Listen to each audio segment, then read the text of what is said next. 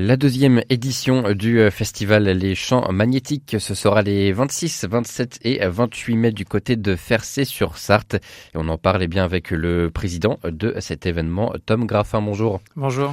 Alors Tom Graffin, expliquez-nous déjà avant d'évoquer la programmation, l'essence de ce festival des Champs Magnétiques. Eh bien, c'est un festival pluridisciplinaire donc, qui tourne autour des mots, de l'image et de la musique. Donc, il y a des dédicaces, des expos et des concerts. Donc, des dédicaces d'auteurs variés, du roman à la BD, puisque nous travaillons avec Doucet, côté littérature, et avec Bulle, côté BD. Et puis, des concerts, donc le soir, qui cette année font la part belle à la Sarthe. Il y a pas mal de groupes qui viennent soit du Mans, soit de Noyen-sur-Sarthe. Je pense à La Nuit qui jouera le vendredi et à Grizzly Factory qui est de Noyen-sur-Sarthe, mais pas seulement. Ouais, l'idée c'est quoi? C'est de mettre la Sarthe en valeur? À l'origine, c'est surtout de créer un événement un petit peu éloigné d'une grande ville comme Le Mans. Donc Fercé-sur-Sarthe, il y a 585 habitants environ. Et donc voilà, l'ambition, ou plutôt le rêve, c'était de déplacer un petit peu le centre de gravité culturel, l'espace de quelques heures, quelques jours, même si c'est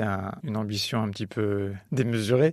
Mais ça part de là, être accessible, proposer des arts, des artistes à des gens qui, généralement doivent prendre leur voiture pour se rendre dans une grande ville. C'est ça, amener la culture en fait en plein cœur d'un village, d'un milieu rural. Voilà. Ouais. Même plus que de culture, juste les artistes, quoi. Les artistes et avoir un événement un petit peu qui sort de l'ordinaire, mais cette fois-ci dans un village inattendu. Et du coup, ils auront de quoi faire, avec 10 concerts en 3 jours. Oui, et ça commence par un concert de chant grégorien, tout de suite suivi derrière par un concert de rock progressif. Pas dans l'église, le concert de rock progressif, mais le concert de chant grégorien dans l'église de Fercé-sur-Sarthe, et puis le concert juste à côté ensuite. C'est un parti pris aussi de votre part de proposer vraiment des choses très, très éclectiques, les mêmes soirées en même temps? Tout à fait. En fait, à la programmation, notre pôle programmation, on ne se ferme pas de porte. Ça peut aller vraiment...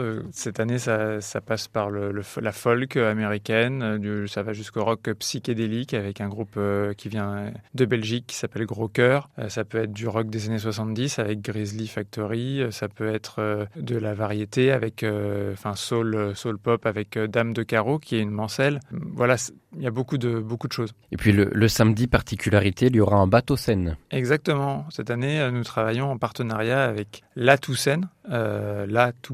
Ils ont transformé un bateau en scène et ils arpentent comme ça la Sarthe et le 27 mai, ils seront à Fercé sur Sarthe. Donc ils accosteront juste en face le festival. En fait, ça sera comme une sorte d'extension cette année du festival et ils accueilleront une fanfare. La fanfare Faut que ça souffle de la Suze. Si on détaille le reste du programme de ce festival de ces 3 jours. Alors, côté littérature, notre parrain, c'est Pierrick Bourgault. De toute façon, il est parrain de l'édition 2023. C'est un auteur qui vient de sortir son premier roman, mais il a tout un parcours en fait où il met en valeur les cafés et les bars de campagne. Et là, il vient de sortir son premier roman qui s'appelle Journal d'un café de campagne, qui raconte l'histoire d'un couple qui reprend un café. Et c'est vraiment l'ambassadeur de ce lien social rural qui se passe souvent dans les cafés et les bars. Et j'ai trouvé que c'était plutôt cohérent de lui proposer d'être parrain. Alors après, je ne vais pas vous décliner toute la programmation de la littérature, mais en BD, on a Antoine Giner-Belmont, Étienne Appert, Daniel Oria pour son album Je suis né roumain, Charline Forns qui est mayonnaise, Victor Lepointe qui vient de la région lyonnaise